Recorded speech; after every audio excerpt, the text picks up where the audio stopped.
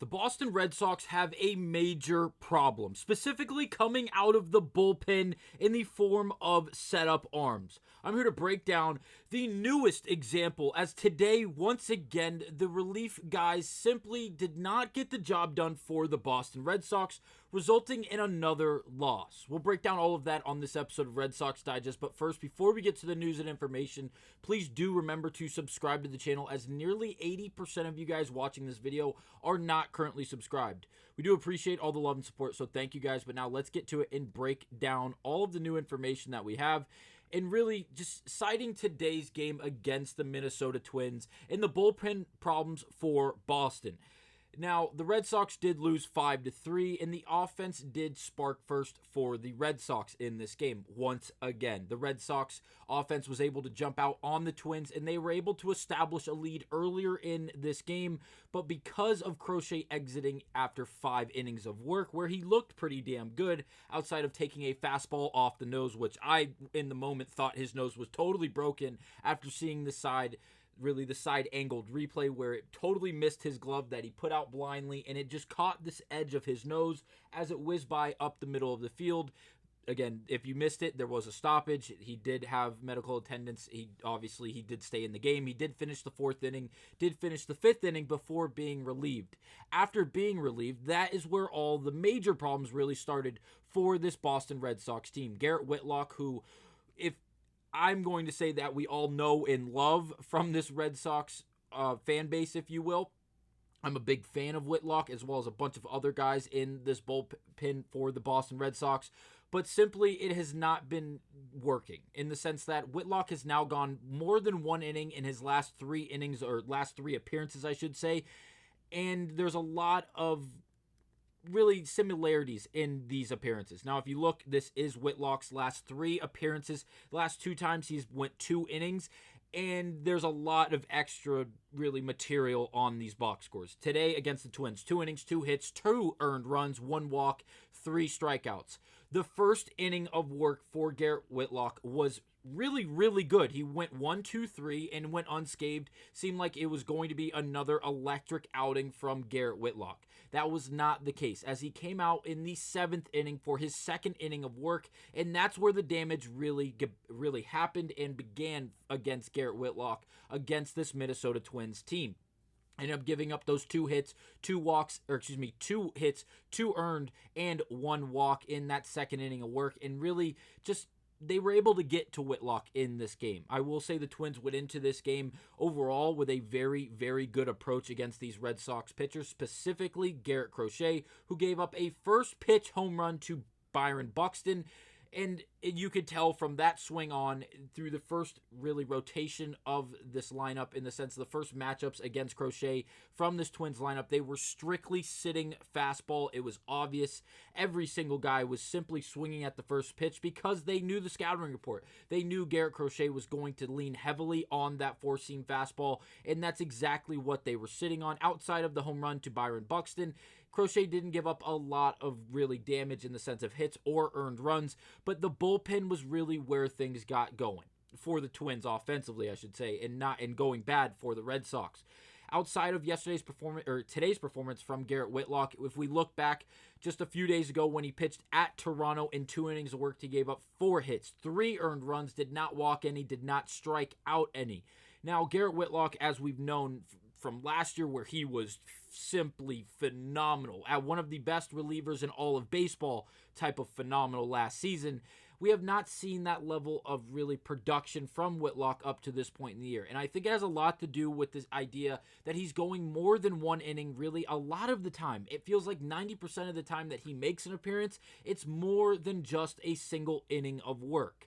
Now, if Whitlock can go out there and look like he did in the 1st inning in today's ball game, where he went 1-2-3, this wouldn't be a major conversation. But it seems like the 2nd inning, the 3rd inning into these appearances for Garrett Whitlock, things start to crumble. Teams start to jump all over him, and it results in, again, a lot of batted balls and it results in just an overall a subpar performance in appearance after that first inning of work. Now, if you look at the Baseball Savant page, there's a lot of great from Garrett Whitlock. There's a lot of average, and then there's a few things that simply don't work. The one thing that simply doesn't work is the barrel percentage, ranking in the 4th percentile of the entirety of the league when it comes to the barrel percentage.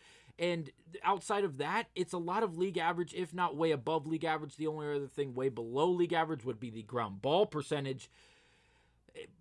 It's just not one inning, please leave it to 1 inning. And if it doesn't work in that 1 inning, we can reopen this conversation, but please stop trying to expand him into a multi-inning guy. Right now, the 1 inning stuff is simply working. There's no way to edge around the bush. There's no way to lie about it. When he is in there for 1 inning, Garrett Whitlock is phenomenal. It's when you start to stack those innings in a single appearance where things start to unravel. Now, Whitlock wasn't the only guy who didn't have the greatest performance. As again today, 2 innings, 2 hits, 2 runs, both earned, 1 walk, 3 Ks, giving him an ERA of a 3.66 for the year. Overall, not the greatest from one of your top relieving arms in the bullpen. And then there's Slayton. Specifically, Justin Slayton. Now, he hasn't had the greatest run as of late either. He has now moved to 0-3 on the year as he got the decision, as Whitlock went undecided because, again, he only pitched in those 5 innings. Slayton went 1 inning, 3 hits, 2 runs, both of them earned, did not walk any, did not strike out any. And again, those 3 hits coming in the sense of base hits. He did not give up a long ball today, which is good to see. But the idea that he's getting hit around and it's resulting in runs is not great for the Boston Red Sox. And this is what Justin Slayton's current game log looks like over the last 3 appearances. Today, again, 1 inning, 3 hits, 2 earned. Again, no walks, no strikeouts. But again, at Toronto in his appearance before this one today, 1 inning, 3 hits, 3 earned, 1 walk against the Toronto Blue Jays. Overall, not the greatest performance over the last 2 appearances for someone in Justin Slayton that Red Sox Nation had a lot of faith going into this season with, because he was gross not only last season, but he showed a lot of upside through this point in the year. Now, has he had some rough patches? Absolutely, but there has been a lot of good moments. The hard hit percentiles in the tops of the league. The fastball velo is way up there in the sense of percentiles. Chase and whiff percentages both going hand in hand in the top percentiles of the entirety of the league. But again, if you look at the K base on ball percentage and the barrel percentage, both of those being way below league average, as well as the ground ball rate being actually in the 1st percentile of the entirety of the league, that is not great for Justin Slayton.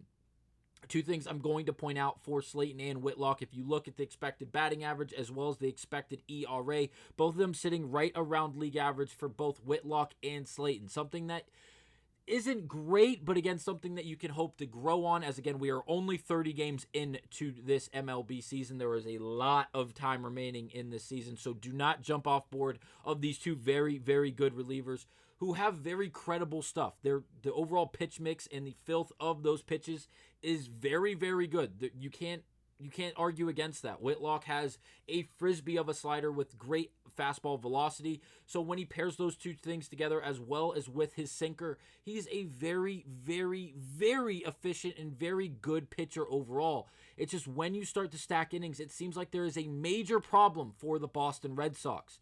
Now, Slayton isn't too much better himself. Obviously, the mix is a bit different. He relies on that cutter as well as a curveball, something that Whitlock doesn't very much rely on. But he also does have a very good fastball with great velocity, as well as a very good sweeper that breaks horizontally away from right-handed batters that we've seen him use over and over again.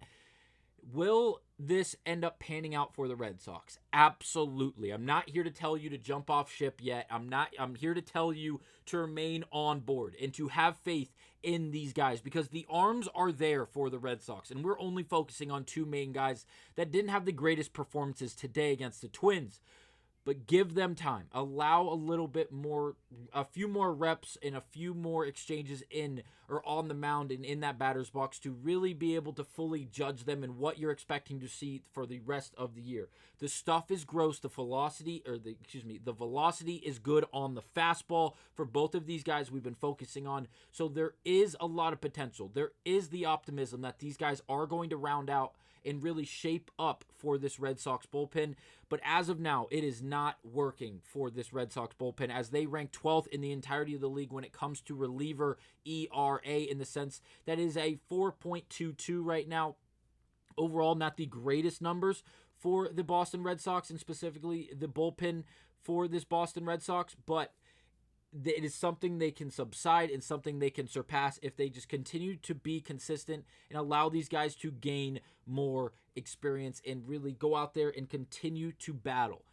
As well as the ERA, their average is about a 2.44 overall. Not the best. They're right around about league average in the 14th, 15th spot when it ranks amongst the rest of the league. So it's nothing that they're in the bottom percentiles of the league yet, but it is not really where you want to be as of now, because the bullpen is going to be extremely important once October comes for this Red Sox team and really the entirety of the MLB, whether we're specifically looking at the Red Sox or just major teams in this league, whether it be the Phillies, the Padres, the Diamondbacks, the Dodgers, the Yankees, the Red Sox.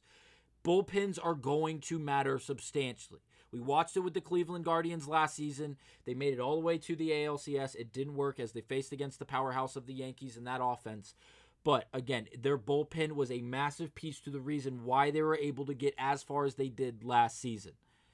I hope the Red Sox continue to have faith in these guys, in Whitlock, as well as Slayton, and as well as a bunch of others, and Wilson and Aroldis Chapman, to hopefully be able to pan this out. And really, it's not the closer in Chapman or even possibly Liam Hendricks. It's more of the setup and the relief guys in those middle innings, trying to stack innings and not use as many arms. I think that's been the major problem here. And again, if the Red Sox don't fix this is going to be a major problem going forward. Let me know down below what you guys think about the current bullpen situation for the Boston Red Sox, and I will see you guys on the next one.